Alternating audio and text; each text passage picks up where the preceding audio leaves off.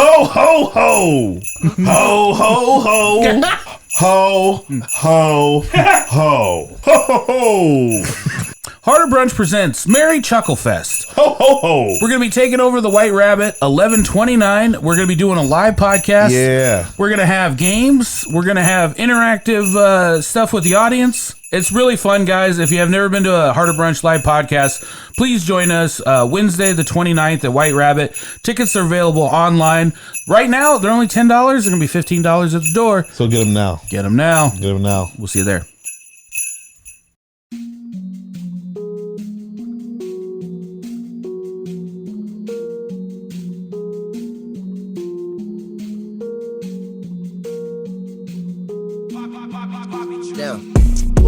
I'm eating brunch with my people though. The homie Dyke just cooked up a feast and we bout to eat it, bro. Fucked around and has to mix the lobster with the poutine. Daddy is rolling blue dream. Them boys got down a routine. It's Naptown culture. Cooking 7 courses. Had to pass the torch and now I'm grabbing second portion. So sit back, relax, grab a drink and a smoke. It's Harder Brunch on the way and get prepared for the jokes. Whoa.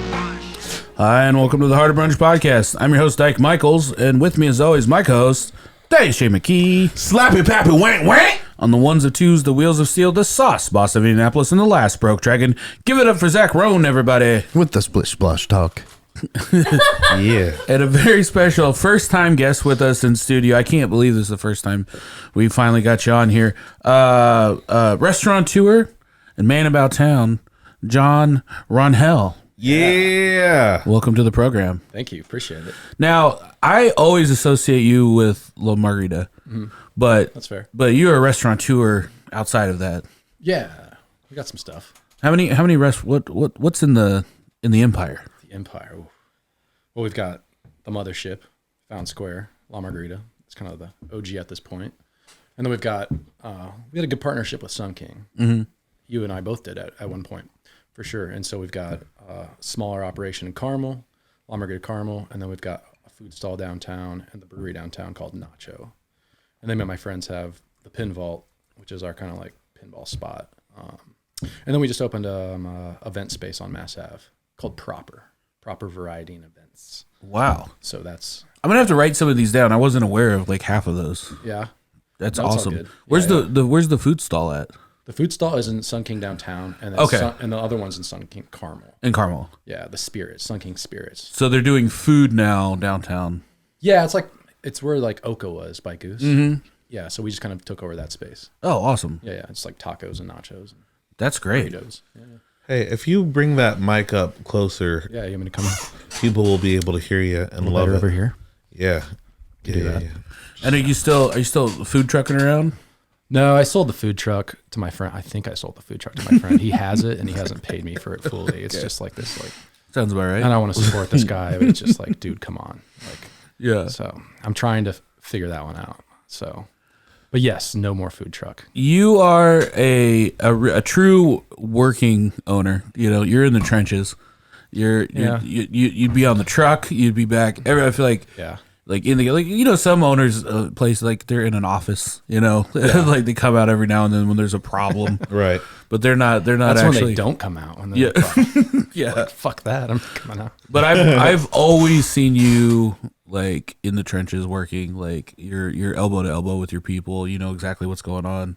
I think they would argue that, but yeah, I appreciate the. I appreciate the. Well, now you have a lot going on, so I'm Yeah, assuming that's a lot true. of it's Yeah, bouncing around. And Yeah, a lot of it's now. It's like, how do we keep going?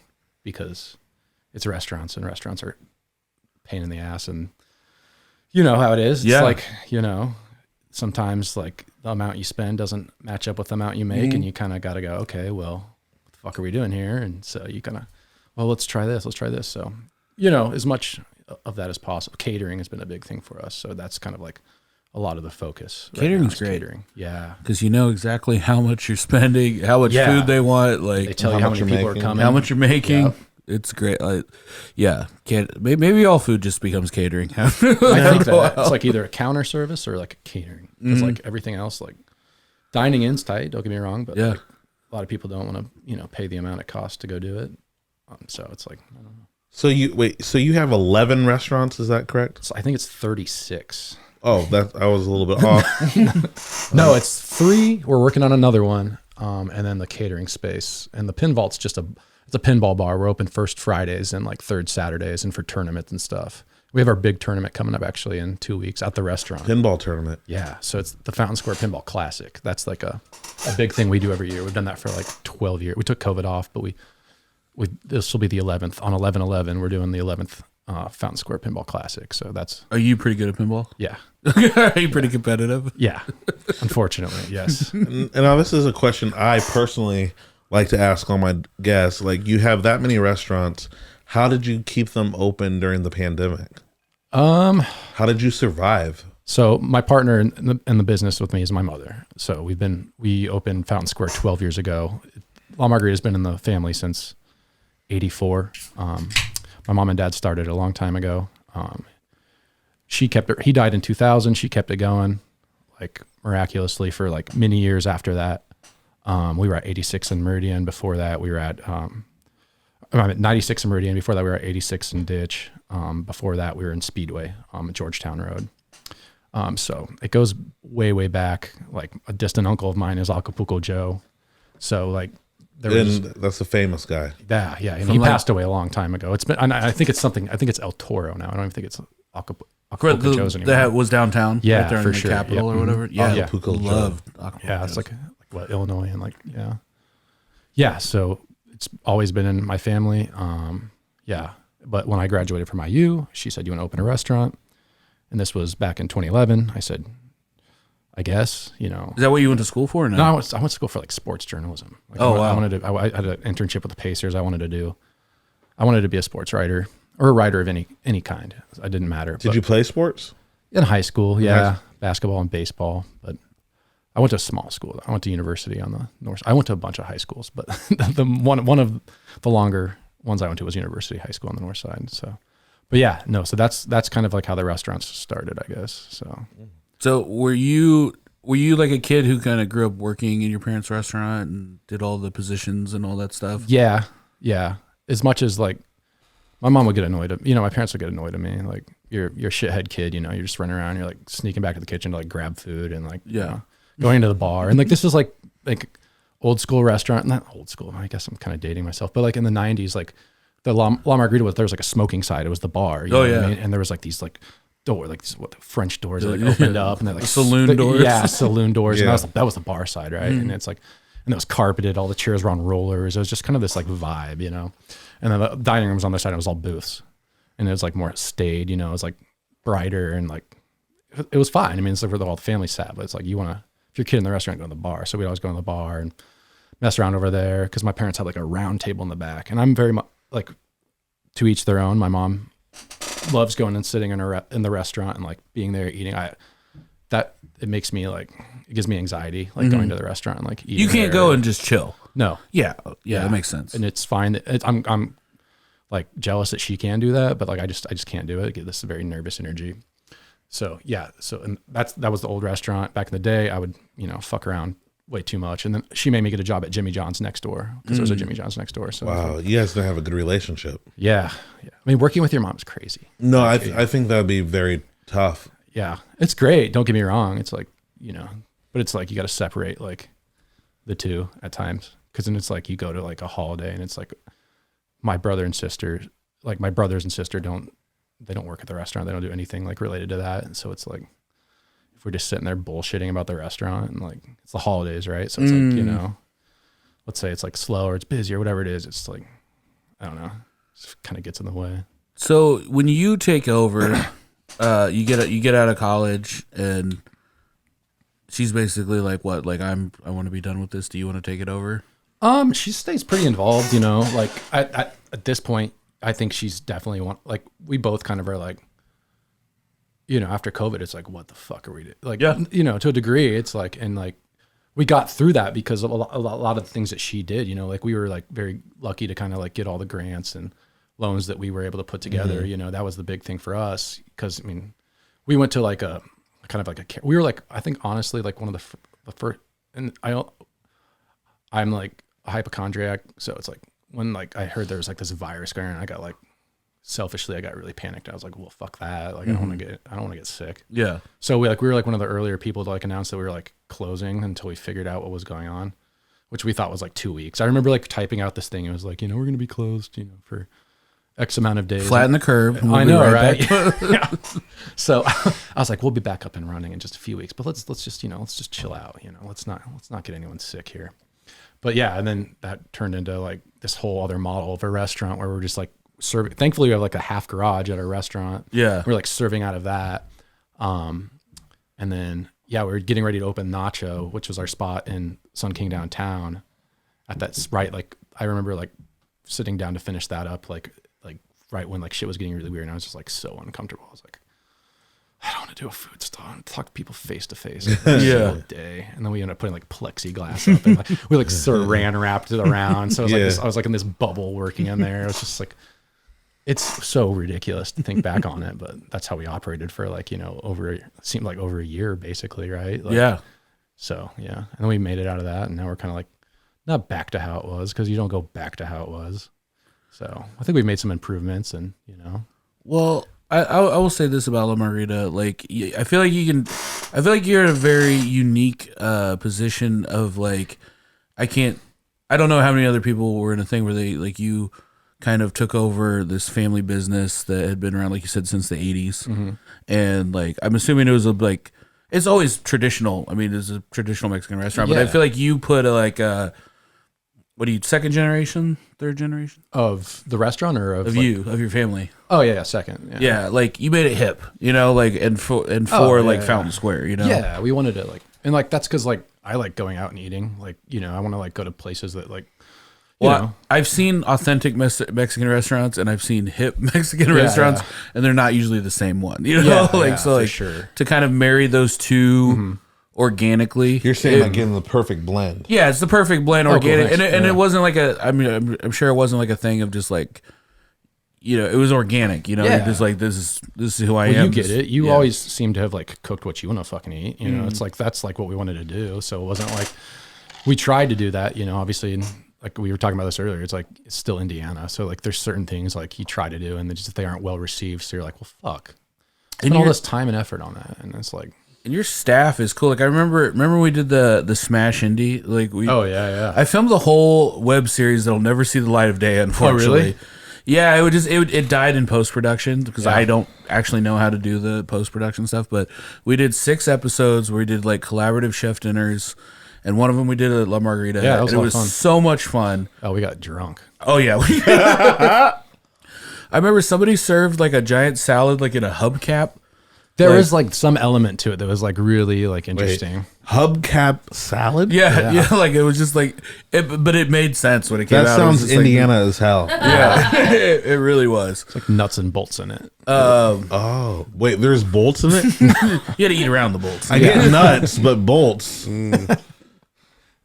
But yeah, man, I saw the intro. What was going to be the intro? It was just like me walking around Indy, and it was just like from like, I don't know, 7 years ago, and I was like, man, I'm so thin back then. Like, what happened? We need to get that clip, Zach. Pre-COVID. Dude, truly, I would love to see it. Splice it back together. Do you have the original video? I just found it on my drive. It's not like the actual. It's just literally me walking around Indianapolis with some goofy music playing, and it's just like be around like points of interest, and then the logo comes out. It was a good idea. Never. It was. Did you do something goofy with that, Zach? Yeah, I think we should do something with it. I feel like now it's just gonna look like a catfishing video. Like, who's that guy? But I feel like that was definitely a precursor to the podcast and what the podcast has become, because it's like, you were ahead of the curve on that one for sure, because you were always wanting to do some like cool food shit like that, like Indy didn't really have, and like that was like for me, like when Beast first started, I was like, who the fuck are these guys? I want to like hang out with these dudes and see what they're all about. So then when we finally like got a chance to like go do all these beer festivals and all, goddamn the beer festival. Oh yeah. Like, all right, like 2012 to 2018, like RIP. But like, I mean, they're still around, but there was like a heyday for that shit for sure. And I think we were like right in the middle of it. Oh yeah. There was the food truck bubble, Yeah. Like I feel like the first, like whoever, and it was even before us, but like the first couple years of the people that did Gen Con, like they made out like Oh yeah. I don't even think they had to pay like a permit. You know what I'm saying? Yeah. Like, I think they just From the showed Wild up and West, made yeah, thousands of dollars. And then as soon as someone sees you making money, then everyone's hands out. It's like, well, I'm going to need Oh, for sure. $500 for you to park right here. Oh, for sure. And then on top of that, it also was like, well, food trucks are so cool. Like, let's have 20 out to like our event. And it's like, well, we've got 100 people coming. So Yeah. it's like, what the fuck? You'd show up to something and you've been up since like 5 a.m. prepping all this food and like getting ready for like what you think is just going to be this like windfall. And then like you serve like 8 people and you've got like, you're like $1,000 in the hole and you're like, fuck off. Yeah. It's really a pain that I feel like only a certain amount of people can like. It needs to be a reality like, TV show for food trucks. Like, for sure. Because the way you talk about it, your eyes glaze over. And it's like I'm going back to Nam. Yeah. I'm like, oh. It's PTSD. Yeah. My lungs still feel it, dude. Our truck was poorly ventilated. It was like 110 degrees on that thing at like minimum at all times. Like, I almost fell out so many times. We were at the Microbrewers Festival, and like there was like a nurse on hand who was making us take because our event was. I was just breathing in fumes, dude. It's from the grill. I swear, like, yeah. Oh, that's terrible. And like your boogers, like you go home at night and you just have like this like just nastiness all on your face. Like, well, and like we were like cooking a raw meat product. Yeah. So it was just everything was covered in grease. Yeah. Like everything was just greasy all the time. Yeah, we learned our lesson quick on that. We had put a large charbroil in there because we're like, oh, we're gonna make fucking carne asada, you know, on the truck. What's cooler than that, you know? Yeah. Dude. Breathing. Yeah, breathing oxygen. You got a grill inside a truck. It's like it's not that great. I mean, it's amazing, but it's like, is there something called like food truck lung? Like, can you get that? Like, yeah, dude, I don't even want to think about it because I probably have. I mean, I don't even want to like. I can't even go. Trust me, I think about this shit all the time. No, it's all good. But along with all those like chemicals that you're then cleaning up with, like, and it's just like. Did you work on a food truck between the year 2009 2020? Cast iron lung. I've done this. I swear to you, I've done this. The mesothelioma thing that you're doing right now. I've done this in my head so many freaking times. The first big event we did up at a brewery good friend of mine, Bare Hands, Chris Gerard, up in South Bend area. And we had just got the food truck. I got it from my buddy Keith Carey, who owns Some Guy's Pizza.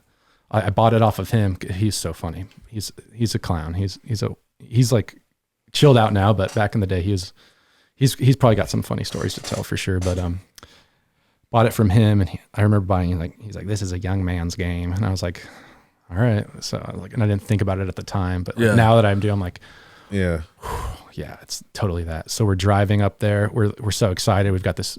We just finished like putting this nice ass food truck together. We've got this like freaking like water heater sized freaking propane tank that sits underneath the truck, and we arrive, and I fire it up, and then I go to like turn all the like gas equipment on, and none of it's working.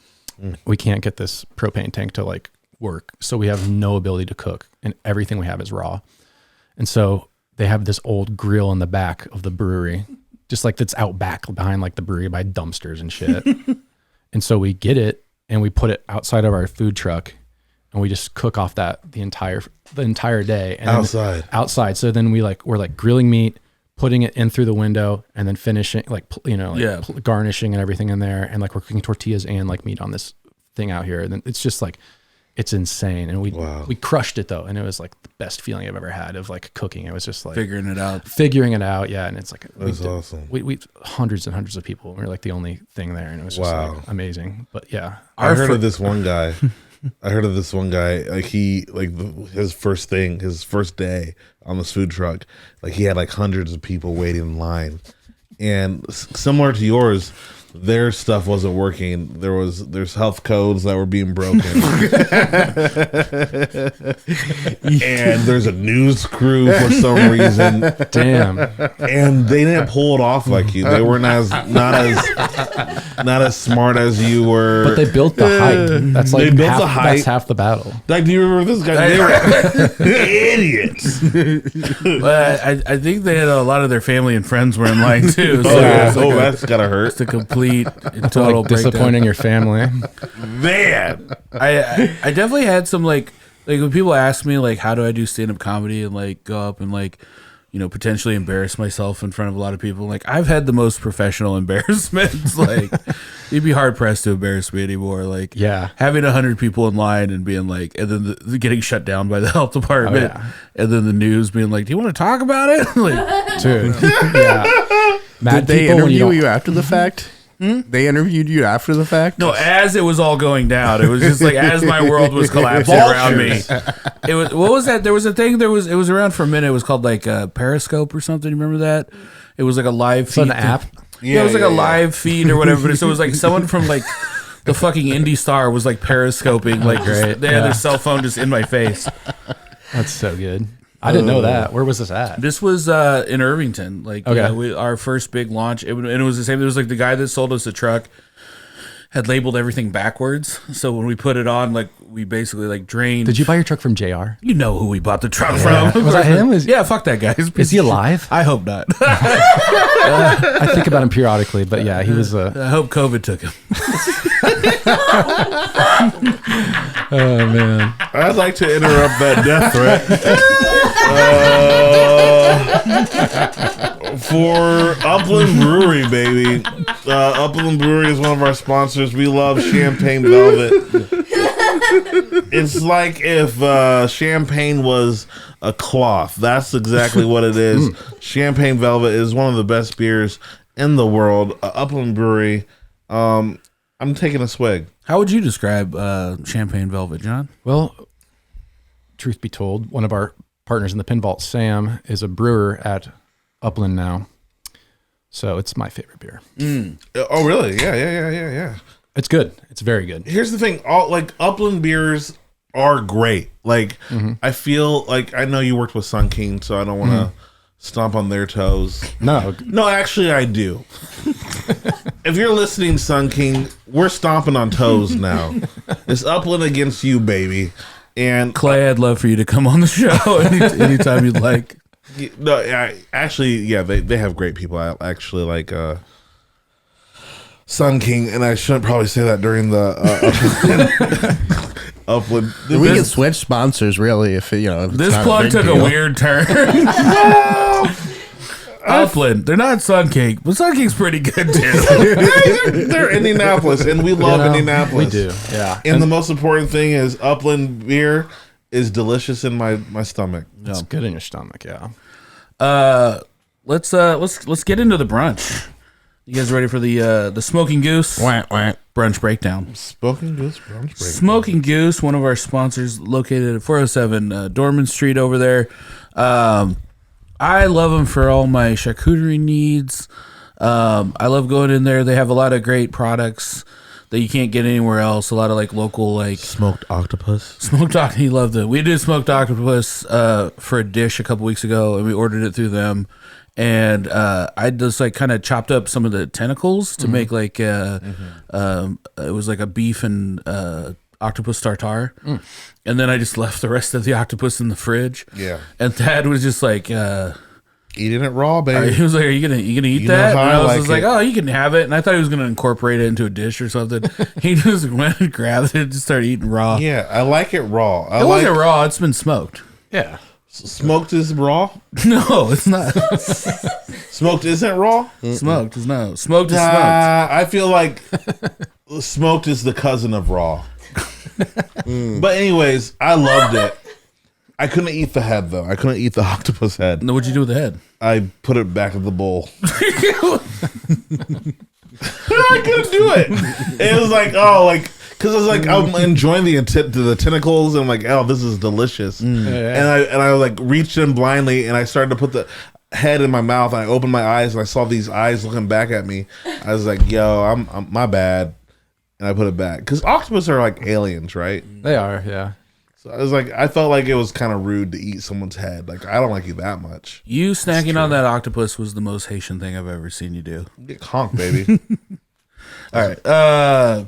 So the theme was, I was trying to think of a theme, something we'd never done before, and I wanted to do something for you. And like, I don't want to cook Mexican food for you, Like, I want to do something different. And I had this memory of you and your wife coming into McNiven's like 10 years ago. Really? 12 years ago. Wow. And you had like a bunch of friends, and you guys got day drunk. And you guys started like singing like the IU fight song, like real loud. And I was just like, and in my head, you've always been in a fraternity because I was like, that's a real fraternity thing to do is to get drunk and sing the fight song. Oh wow! So I was like, well, maybe I could do Greek food because he was in a fraternity. Wait, that was the whole Greek connection. Wow. You saw them drunk once upon a time. This is going to sorely disappoint you. I was not in a fraternity. Yeah, I found that out earlier. Yeah. I was bummed out.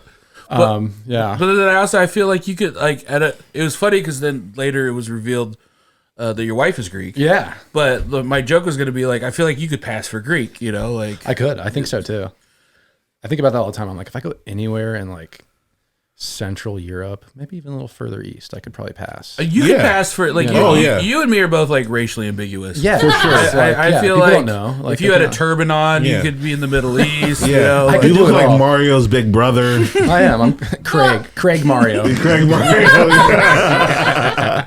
no. So wait, did you have a Greek wedding? A big fat Greek wedding? We had we got married at the Greek church in Carmel. They just redid it, and we were the first wedding in there, and it's freaking insane. It's like eggshell painted like ceiling and stuff. They like brought in like these like Greek like actual artists, like these like, you know, what you call it, painters from Greece to do the top of the chapel, and it was wild. And so we had to like go to the classes, very Orthodox, you know, there. So passing of the crowns, like, and it was a long ceremony for sure. And then we had the reception at the restaurant. So it's kind of So you did the food? Yeah, we did the food. The Greek food? No, La Margarita. I didn't eat any of it and got really sick. Wait, I got so drunk at my wedding. So I was just drinking like double IPAs. You're so happy. Yeah, I was too happy. I never get people that get drunk at their weddings though, because you want to consummate that night possibly. Yeah, I don't want to speak for anybody else who's. Yeah, no, well, I mean. I fell asleep in my suit, so it's like yeah. And then we like went to the airport at like 5 a.m. and it was just like so drunk, and I was like, and I had to get a rental car in Cancun, and it was just like this whole like didn't go well. Yeah, maybe that is the way to go. And it was just like, oh, I don't know. But like once I was there in Tulum, I was like, did it? I think that's where a lot of people mess up. I think it needs to be a wedding, and then a staycation, and then you go on the honeymoon. Yeah, I hear that like. But like hindsight's 20/20, and like I think a lot of people that get like married a little older, like they do that because they're like, well, I'm an adult. I'm not a piece of shit. I'm gonna, you know. Like, anytime I go on vacation now, I want like a day off when I come back from vacation. Oh yeah, for sure. Because the vacation, like I feel like the older you get, you realize vacations are still work. You know, like vacation is still like on your body for sure. Yeah, we're in a new place. I'm not getting good sleep.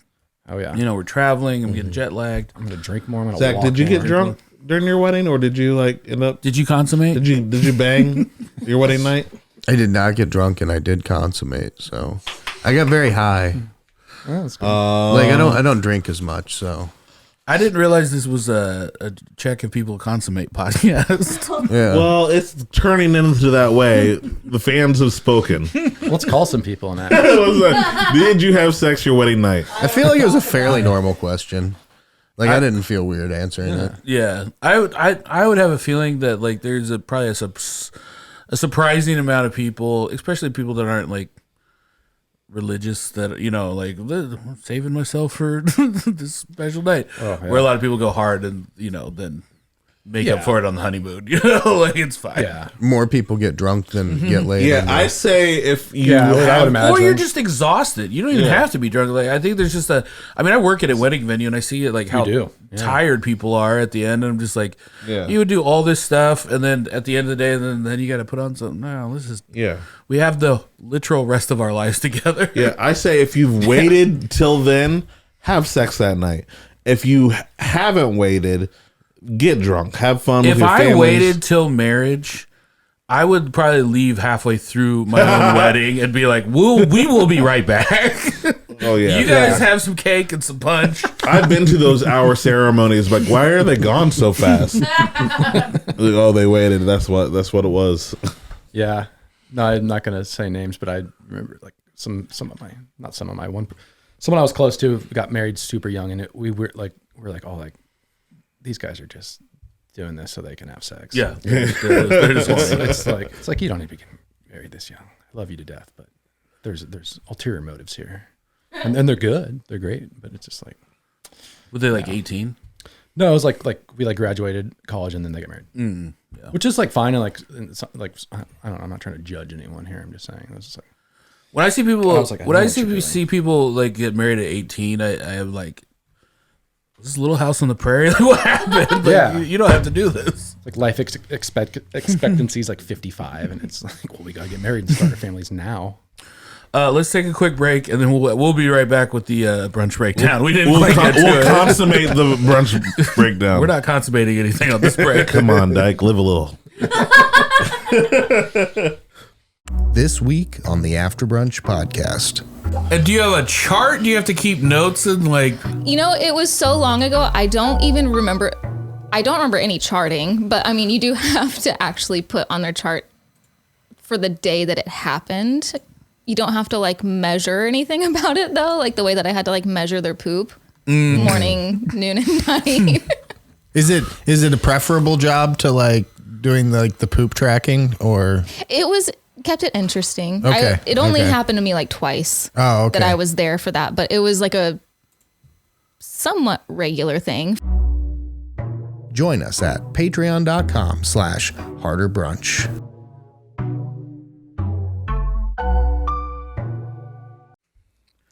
Welcome back to the program. You know what I did? We had such a weird Upland ad that I did want to make a good Upland program promo here. Please. This is a bottle that we've had. I think we've had this since last year. This is a barrel aged sour called Basis, and I'm gonna pour some of this up here. Oh yeah. Try this out. We've been sitting on this for a while. It's because sometimes Upland is a special occasion. Mm-hmm. You got to treat it as such. Do they still do their sour beer fest? You know, I'm talking about like the Wild Funk and Sour Fest, I think it was called. That was always a good one. But that was one. We should probably know that. We can't speak on that. Over to Zach. I mean, that's one you get really drunk at because you're getting all these like. Mel, would you like to try some barrel aged sours? Dump it in my mess. Well, here I'll just give you I'll just hand you the bottle. Oh, perfect. Pass that. Right out of the bottle. Take it from the bottle. All right. So we were back at the middle of the Smoking Goose brunch breakdown. Oh yeah, so I started out, and since it was just kind of like vaguely Greek was the theme, I went with Greek life for the first course and made beer cheese with Velveeta and Gruyere cheese, and then made little pretzel ping pong balls with little solo cups. Yeah, with little solo cups for for beer the pong table. Yeah, he really dialed in the awesome. the duality of Greek life and Greek diner. Where I was just like, I don't know, here's some Greek food. here's a couple of Greek dishes. It was so creative. I will say that it was awesome. Zach had the most creative of the dishes. That was great. We should have played beer. We didn't even do it. We should have thrown the pretzel bites into the cheese. I was wondering how messy that would be if we did that. Yeah, I feel like there was a finite amount of pretzel balls. So like the first one that hit the carpet and then we couldn't eat it. But like, well, you don't want people touching your pretzel balls either.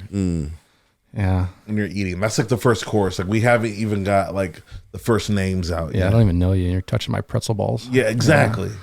Now I do feel a little trepidation that you're gonna go home and tell your Greek wife about this food that we made, and she's gonna be. I sent her a picture of the menu already, and she's like, "Where are you?" I was like, "Where are you?" She knows I'm doing a podcast, and I was like, "Well, they feed you before you do the podcast." I love that. Yeah. Where are you? She didn't say it like that, but she was confused for sure. I like that. I feel like that's most of our listeners until they get into it. Yeah, it's a weird thing, especially like when we talk to like bigger comedians. You know, like all the local comedians, like, yeah, we know there's like food and we're gonna get fed and like it's a party. But like when you try to pitch it to like a comedian that's working like at Helium or something, and like come over to my house and I'm gonna make you a big brunch and then we're gonna take you down to the basement. Take you down to the basement podcast. Like watch your head. It does seem unhinged. Like, it seems like I'm either gonna get killed or I'm gonna have a great time. I mean, I felt that way. Like when I came over, I was like, I feel like I know Dyke pretty well, but yeah. Something could happen here today. It is a leap of faith. It is a leap of faith. But do you feel better? You don't feel like you're going to get killed now? I mean, I feel full. I don't know if I'm going to get killed. I mean, I'm still. Now would be the time to do it. Like when you least suspect it. Like we have 5 courses. Cut the mic. You're not running anywhere after 5 courses. Man, I gotta say this. Like sours are always kind of like hit or miss for me. I feel like there's like those ones that almost like taste like they've gone bad, and the people that are like really into sours like, oh, this is great. I'm like, that tastes like poison. I don't know what you're talking about. Yeah, too medicinal. Yeah, but this is like just perfectly like nice. It's tart. What is the fruit in there? Is there some fruit in there? Like pineapple, maybe? I don't know. Yeah. Oh, you did well. Shot called it. You shot. Apple, pineapple, and a touch of funk. Just so Apple, pineapple, and a touch of funk. a touch of funk. Touch of funk. All right. I'm not going to pronounce the next soup because I'm going to butcher it, but it's a Greek bean soup, which I was very excited. Cannellini beans are like my favorite beans. And so I saw that on the thing. I was like, I want to make it. I feel like also we're in soup season. Soup never, I've done this show for almost 4 years now. Soup never is the star of any, like no matter how good the soup is, it's usually not the dish that everyone's talking about at the end. Yeah. And sometimes it just kind of like, you feel like you just put some soup out, people go, yeah, have some soup. But like, I get really excited about it, soup. Like if I could get away with it, I would do a oops all soup brunch. It'd be nice. But I feel like, you got to get the right I understand guest. what you're saying. You got to get the right guest for it though, because soups aren't the Michael Jordans. They're the yeah. They're the Tony Kukoc of the team. Really, for real. But if it was all soups, then by default, soup would have to be one of the stars. Oh yeah, and that Be the full team. Mm-hmm. In that way, yeah. Can we go back to the beans though? I feel like the older you get, the more appreciation you have for all the different kinds of beans. I love it. I just had Zach just made liver and fava beans for the first time, and I never had a fava bean before, and I was like, I really like these beans. Yeah, I do like beans. I've never had fava beans either. Beans are great. I love them. And then just kind of a generic Greek salad, like what'd you call it, Zach? Olive Garden salad. Oh, I said, yeah, we're doing Olive Garden soup and salad for course number 2. No, I thought the salad was good. That was one. Yeah, it was nice. Yeah, it was nice. And it's a trick too, because I feel like you get the first course, you get a little pretzel, then you get a light soup and salad course. You're like, oh, okay, this is and then we really started piling the food on after And there's that. no way they'll hammer you with 2 entrees. Oh, they did. No, so the next one was I did a play on like a Greek diner skillet, and so I had some roasted red potatoes, red onions. There was slow cooked lamb. I made a tzatziki sauce, and then I think that was it. No, there was some duck eggs. Yeah, duck egg on top. Oh yeah, that was delicious. By the way, Thank you. people were howling about that. That was a ton of food at that point. I was like, oh God. Yeah, it was insane. I had to eat. I had to like portion at that point. That's when you started to pace yourself. Well, Dyke put like an entire skillet in front of me and like didn't give me a small plate. I was like, what the fuck is this? Yeah, So that everyone else wasn't got fair. a small plate. Got to pick off of the big plate. They put the whole How'd you thing in feel? front of you. How'd you feel? I felt like, wow, I'm being treated like I'm probably gonna get killed later, but no, but it was a lot of food, and I was like, I don't want to eat all of this. I don't want to like be a bad guest, so I kind of like push it to the middle. I was like, everyone should have some. Of this as everyone. well. When you were like, I think you were like, is that different? Or someone was like, is that a different one? I was like, Yeah, it's a better one. Have some of it. Just dig in. It's like, Yeah. And it's nice. It was nice to see you like, hey, everybody's a part of this. Like, I don't want to be like all the attention just on me. Yeah. I feel like at that point of the meal, if you would have handled the potato, I would probably still have eaten it. Not the pretzel ball at that point, no, but once we got to the potatoes, I would have eaten them. We should have a wall of everybody that has not finished all their food. Well, no.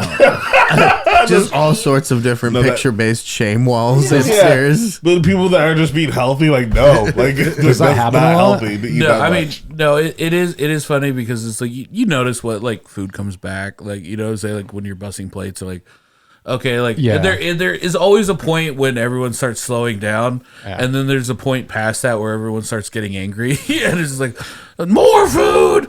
Like, I used to have, like secret courses. Like sometimes we'd have a dessert and then there would be another course after dessert to really it's like a bonus track. like to really a bonus and it's track. like nobody wants to eat ribs after they have had ice cream, you know, like no one thinks it's cute, no one thinks it's funny at all.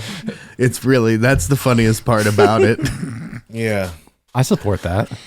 But I love the fact that also because like there is something, and I don't want to gloss over this, there is something about the Greek diner, you know what I'm saying, the Greek diner that just has, the Greek diner has way too much food on its menu, you know, like a good Greek diner, it's a diner that has all the traditional diner food but then also has some weird Greek food on it, and it's like usually it's got, like, you know, it's a good menu when you open it, it's like 10 pages to the menu. This is like, there's no way they're doing all of this food well, you know, like you can't be serving 100 things. Like Cheesecake Factory effect. Yeah, but it's like mom and pop a lot of times, and it's just like they figured it out. They know they're gonna sell 3 of the weird things, and then they only prep 3 of those things for that. That's fair. Take that, Greek diners. Do you remember the Greek diner that we went to in Georgia when the I'm talking to you? Yeah, I wasn't there. When the Oh, me. I was like, I thought that was for Zach. You were just waiting for the story. You're just like, yeah, tell us. Line. I needed my line. There was like a politician that was like shooting a commercial in there.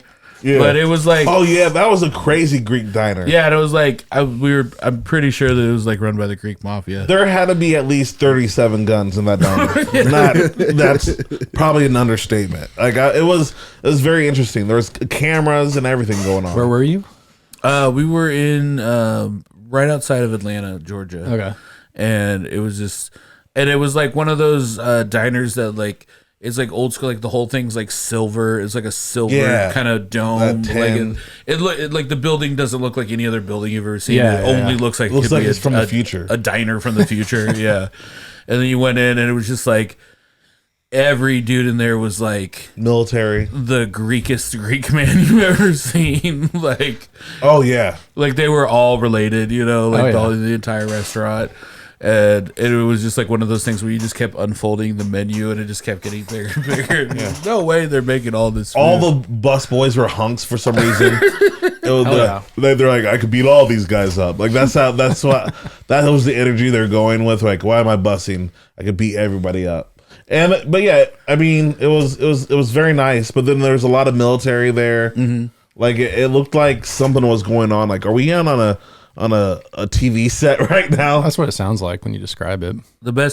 My favorite thing is the guy. There was like, I forget was he a senator? What was he? Congressman? Yeah, congressman. There was a congressman there, and there was a bunch of active military, and he was going around and like schmoozing all the military guys. And so he like came around, and it was like military guys before us in the booth, and then in the booth after us. And so he's just walking down. He's like, thank you for your service. Good job. Thank you. And then he just looked at me. Just looked at me and Thad. No, but he like looked at me and Thad, and he like looked at our shirts to see if we had anything on that like identified us. Yeah. Like, and then he just kept on moving. Yeah, it was wild. Like I was like, oh, I'm in the wrong section. Like, sir, I am a professional podcaster. You will thank me for my service. I podcast. I eat and I podcast. And then the last dish that I made was a baked shrimp dish. And I feel like that was the bonus entree that was a little offensive. I don't know. Like when I brought it out, usually like you can hear like the response in the other room, and I feel like everybody was just like like when that dish came out. It was like a like, massive stew. Yeah. like what? But it wasn't like there was 2 whole loaves of bread wrapping around it. It was communal as hell, for sure. We all kind of just got in there and we're like sopping up our bread with this. Yeah. Yeah, this I like seafood stew. I like that course to be messy. Like everybody's getting along at this point. Yeah. Hey, you're touching my hand. I'm touching your hand. Yeah. Our hands are touching the fish. That's what you want to ditch. That's what you want to do. What were we listening? We had listening to William Hung, the Elton John. Yeah, we were listening to Rocket Man William Hung. Yeah, at that point. Yeah. So things had progressed pretty quickly. Everything made sense. Yeah. Like when Dyke was making this, like, you know what they're going to be listening to when they're eating my Hopefully dish? it's William Hung. Hopefully it's William Rendition Hung. of. That's amazing. How does that come up in a shuffle? Well, it's conversation, really. Yeah. It was like an instant DJ. It was like, you know, when you like think of a song, you're like, I'm going to play that later when I get home, or whatever. Like, I'm going to listen to that album, and like, you know, every time a song was mentioned or like it came on next. Yeah. I did hear at one point the Friends theme song. Yes, Playing that came on. R.I.P. Yeah. Matthew Perry. Yeah. Yeah. That was like, but again, that was just on a playlist, right? You already had that? Yeah. Yeah. It was. Allegedly. Well, no, that one might have been selected by anonymous person. Someone that doesn't want to be named, but like, and it's okay that he doesn't want to be named. It's okay that I don't want to, that he doesn't want to be named. Anyways, long story short, yeah, R.I.P. Matthew Perry. That theme song does slap though. There's something about like You you know exactly what it is. Someone touching. What It's if I like just a did the whole words? song too. It's Tell like me if it a can radio be. song. Yeah, it was like a real song. Like like the Seinfeld song never came on the radio. Like when you're young, you know what I mean? It's like Well, it was was, just a bunch of jazz. that's what I'm saying. Like, but like the Rembrandts. Friends song is like Yeah. a whole ass song. It's like You had to know it. They're yeah, everyone knew it. There, I mean, can you imagine you're a band and you have this hit song and they're like, "Hey, this TV show wants you." Oh my gosh, and then it just becomes so like the people forget like, no, we got other songs too. And like, no, play the Friends song, you idiot. It's like like it's all on here. Like the Smashmouthification of a band. R.I.P. Smash Mouth. Man, they are dropping like flies. Are they really? Yeah, Smash Mouth died? yeah. Smash. Oh, man died? Oh man, How does that work? That's not how it works. That's how it works. it's like a Mr. it's Smash like Mouth it's like died, a Dracula situation. If the lead singer dies, they all die. They all just wither away. It was a fun time. It was a fun time, guys. But we're going to get up again. All right. And then Zach made one of my favorite desserts, baklava. That was really, really good. Which I also was excited to see how people, because like Man, that was great. I feel like no one wanted dessert after the shrimp course. So then with the baklava cake, but it's also it was like perfect. It's like bite size, right? Like it's not Yeah. like a big dessert. It's like Well, that's how it works. And like, if you go to like a Greek dinner, it's like that you eat so much, like at holidays, and it's just so much food. But then there's like just a dessert like table still. Like it's like you're not done. yeah, Yeah. There's coffee, like to like, you know, wash the belly up a little bit. But like, yeah, there's like so many sweet treats there, and like baklava for sure. Let me tell you about this baklava. I don't know if you meant to do it, but it reminded me of the candy Gushers. Do you remember Gushers? Yeah, it shouldn't have. that's what I was going for. When I put it in my mouth, it like gushed in my mouth. Like I would bite down, and like the honey would hit the walls Yeah. of my cheeks. Yep, And busts out the walls. just like a juice, like exploding in my Yeah, mouth. it's a bakla gusher. Yeah. A bakla gusher. I will say I was in Greek Town in Chicago a few weeks ago, and we went to like a bakery, like a Greek bakery, and we got some baklava. The one we had today just blew that one out of the water. Yeah, So much better. This one was amazing. Like I like baklava. Yeah. I'm a connoisseur. I mean, it's like honey and pistachios. Like what else is it? Yeah. Oh come on! Buttery phyllo. Don't Yeah. you dare diss a baklava. I'm not. I'm saying it's everything. What else do you need? Like what else you need? Like everything's great. Like Oh, you're saying all the components are great. I like you're that you were on- gonna have a fight about it. I was. So I felt he was Willing like to coming risk it against all for baklava. baklava. That's how much I Yeah. like baklava. I'm on your side, baby. That's fair. If I could get sponsored by baklava, that would be great. So we do this event every year called the Meat Cake Invitational, where we have chefs build these wedding cake size cakes out of meat. Yeah. And it started off in our house. It was just me, Zach, and our friend Bridget, who's a professional baking and pastry chef. Uh-huh. And then the next year, we had so much leftover food that we're like, we got to sell tickets to this. Like, this is ridiculous. Like, what do we do? We're just being gluttons here at this point. And then the next year, we sold some tickets, and people came from, like, out of state for it. Really? They're like, oh, this is a real thing. You do it here? Yeah. And then last year, we did it at a bigger venue. It's doubled in size every time. And we're just like, okay. And then Thad really kind of like put his stamp on it and like did all this kind of like dancing and like like turned it into like a real like an interpretive like meat cake dance. Well, or like it made it into like carnival, you know, where it's like the meat cake competition is like the main part of it. But when that's not going on, there's going to be people in costume. There's going to be people dancing. There's going to be different things. It's going to be an experience. There's going to be an experience to take it in. And so I was just like, oh, this is like a real, like, this is like an art festival, you know? Like, this is like a real thing. Like, that's what Meat Cakes is. And so this year, I'm proud to announce that we're going to be doing it in Newfields. Hey! Hit that music. Bam, bam, bam.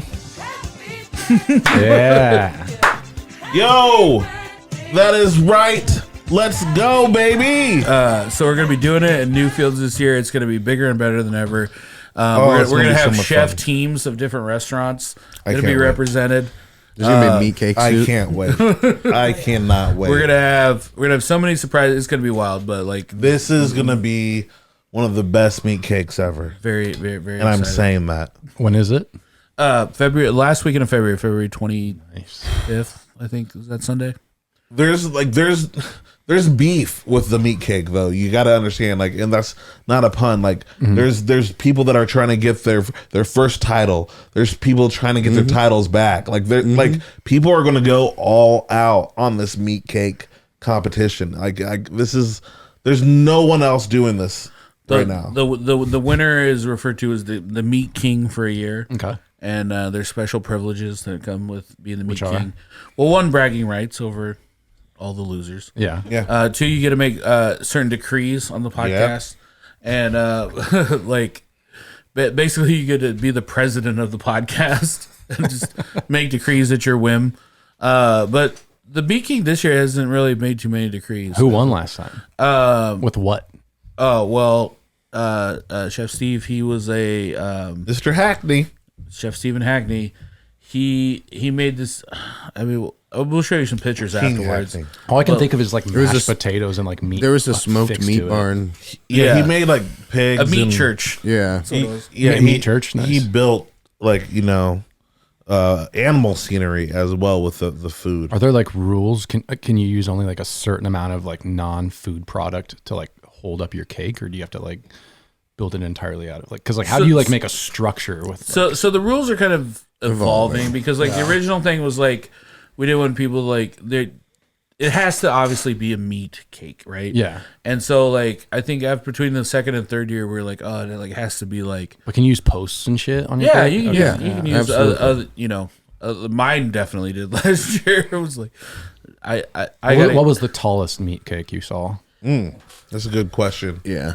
Like 6. That's like 3 6 feet, foot. 3 feet. That's from I mean, the table. from the table, Okay, yeah, okay. 3 feet, probably. But like they're getting bigger every year and getting more. And By design, they're gonna. Yeah, and that's the thing is like they're getting more and more elaborate. Like Zach won the first year because he threw a curveball and he made a fucking crab cake the size of a hubcap. Like it was huge. And it had like beef tartare on it and all these damn. different like components. Do you guys eat all of them afterwards? or Oh you yeah, just- yeah. Well, most of it, yeah. But It's then, hard to eat that much meat cake between 3 meat cakes between 6 people. Yeah, that's why we had to start selling tickets. Yeah. But like now it's the whole thing, and it's like if you come, you get a ticket, and you get a sample of each meat cake. You get to help judge. Okay. You get to be one of the judges and do the people's pick, and so like So there's 2 champs. There's a people's pick. And yeah. There's an two overall. So we had like Alan Sternberg, Chris Benedict, Cindy Hawkins, and our buddy Stretch from a podcast. He was like the one non-food judge. Nice. And they went and they like had these judging criteria and like took it very seriously, like judged for the Meat King, and then the people picked the People's Champ, which Bridget won. She did like 3 different meat cakes. Like, Oh damn. And it was like women's rights. it was all tied That's into tight. like feminism. Like it was just like, this cake is tied into. Yeah. I wasn't saying that like negative, like, No, yeah, not at all. Yeah, No. it was women's right. I was like saying, like, Yeah. it was dope. It was a science fiction cake, is what he was saying. What are you trying to say? But yeah, I don't. So we're very excited this year. If you would like to be a part of it in any way, let us know. You guys want? I want to come eat some meat cake. There, yeah. Definitely come eat some meat. Are you And- trying to jump in the competition? We're throwing our meats into the cake ring. I think. Cake bake. I think also we're gonna try to actually get some like prizes this year, too, for the winners. Yeah. I feel like you'd have like a really cool like trophy or like some 3D printed something that like you give away. You know what I mean? Yeah. That's what I'm saying. Hilarious something. We've been talking about it. Yeah.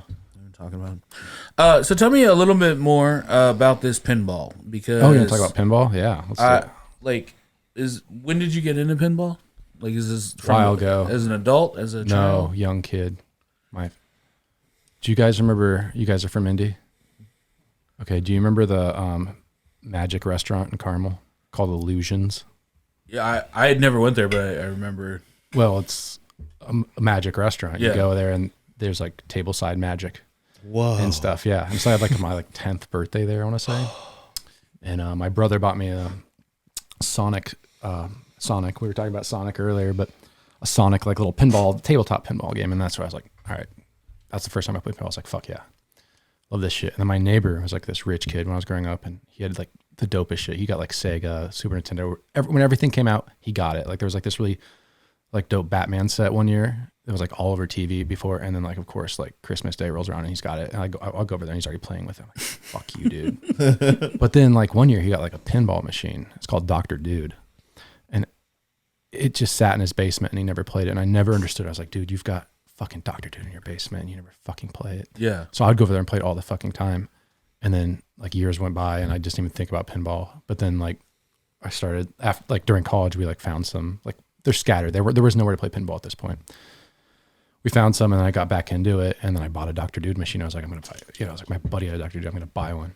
And so I bought it, and then I was like, all right, well, let's have a tournament. Like I want to play a bunch of pinball machines. So it was like the best excuse, like basically to like have a party was like to just, we like emptied the restaurant out. When we brought in like 20 pinball machines and we had a pinball party because we couldn't find anywhere to play in Indy basically. And this was 12 years ago. Funny story. There was like this like a dive bar out on the east side. I forget what it was called. It was like Sawmill Saloon maybe. Oh yeah. Yeah. They had a CSI pinball machine there, and They probably also had a CSI in real life there. I shit you not, like we go there to play and like it's beat to shit. It's barely operable. And there's this older woman there. She's probably in her 60s or 70s, and she's been pretty loud the entire night. That's fine. We don't care when we play pinball. We're like drinking a bucket of beer. But like she's like as we're there, she's getting like progressively like crazier.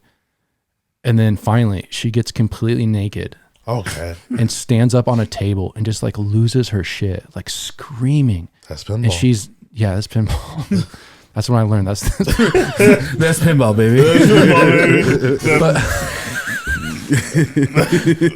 But I mean, she's there and I mean, she's letting it all hang out. And I was just like, this is so fucking insane. This like, we would never be here otherwise to play pinball. So I was like, there's gotta be a better way. So yeah, we just kind of like got on literally Craigslist and we're like, we're having a pinball party. If you want to bring your pinball machine, come on down to La Margarita restaurant, give me a call. And so then we like, the first year we went and like gathered all these games all around Indy, like even outside of Indy. We brought I drove to Fort Wayne to grab a game with a U-Haul. And so we like put all these pinball machines in and like a bunch of people came and we kind of grew from there. And then we opened the Pin Vault like a few years after that. And so we kind of like basically like try to, that's the cool thing about Indianapolis is like, if you want to do something cool, you can like go out and do something like wild like that, where it's like, all right, let's create a pinball fucking party. And so we did it. And so then our 11th one is coming up in 2 weekends from now. And it's a good ass time because we do like a special menu for it. So we've got like a really cool like a menu we're doing for it that day with like booze and food. Yeah. And just we clear out the dining room. We fill it with pinball machines. We'll have DJs going. Like my buddy DJ Salazar is going to come down and play for a little bit. Mike Rape, Dickie Fox will be. That's awesome. Yeah, he provides the PA every year, and he'll put on some playlists for us. And so it's like it's a good old time. And then we get like, but like it grew, and like now we've got like a bunch of like the best players in like the world are coming, like, which is hilarious. That's crazy. Yeah. So and it's like because like it's a legit tournament. Oh yeah, people are insanely competitive. I was just at Expo in Chicago, which is this big pinball event up there. And like of the top 100 people, I'd say like half of them are there, and they're just the best players are fucking hilarious. They can play for like hours, like on like a single game pinball. You walk up and you play, and you're like, yeah, that was fun, whatever. You know? These dudes are so fucking good. It's like the level between like where I'm at and like where they're at. It's just like it's like Tiger Woods level difference. You know what I mean? It's like I'm never gonna be able to fucking do it. Like Michael Jordan, never gonna be able to fucking do that. And it's so fucking nerdy. Wow. And you can hold a beer while you do it. It's like you know what I mean? It's like what? Yeah. So it's like it's better than I don't know. It's fun, but yeah, that's pinball. I feel like it's almost like there's something wrong with your brain if you're that good. You know, like the thing. I agree. Like the thing that makes you that good at pinball. Well, the rules are so deep. It's not. It's more than just like keeping the ball alive. It's like I can't comprehend. That's why I'm not good enough to be like at their level because there's too many rules. Now, are they there's screens on them and like you have to like follow all the rules to hit the shots, to get the multipliers, to do all this shit. Now, are there? Yeah, I feel like it's a lot of like you got to have a little. You gotta learn the games. A little Rain Man in you to be able to. I see what you're saying. Yeah, are you I talking get it. about like their Pokemon cards? Like there's a certain amount of XP points. Yeah, for that sure. is dedicated to. Yeah, certain shots do certain things, and like other shots unlock other things. Yeah. Now, Interesting. are there people that come and they're like worried about like how like level the floors are and stuff? Oh yeah, like for sure. that? There's people that like wear headphones and like don't talk, and there's people that like bitch about like the music being too loud and like, but we've weeded them out because we've always wanted it to be a party. We don't want it to be like super competitive. So like we're in like this is like the 12th, like this is our 11th, but the 12th year we've done it. So it's like this is what the event is. Yeah, they know now and they don't come. That's awesome. And 12 years is amazing for to do anything. Yeah, I mean, for sure. To do an grown event for 12 years. Yeah, I've got 80 people this year coming to this one. So that's all. When is it? November 11/11, and it's split between La Marg and then the Pinvault, the spot we have upstairs of the restaurant, and the Murphy. That's a good play. Drop a beat for me there, Zach. Hey. 11/11. If you like to play pinball, you know where to go. Yeah. Where else can people find you and follow you on social media or keep up with? La Margarita Indie, the Pinvault on Instagram. Yeah, those are the big two. I like Instagram the best. Nice. Daddy Shake. Hey, I'm teaching a class for pinball for beginners. Hey, I'm learning too. Yep. I don't really know what I'm doing, but it's only like 50 easy payments of $50. Okay. Pretty good. Okay. I love you guys. Zach Rowe. If you like what you hear here, check us out on our Patreon. That's Patreon.com/Harder Brunch. $3 a month for weekly extra episodes. At Dyke Michaels across all platforms. Thank you guys so much for listening. And we will see you next time. Bye-bye.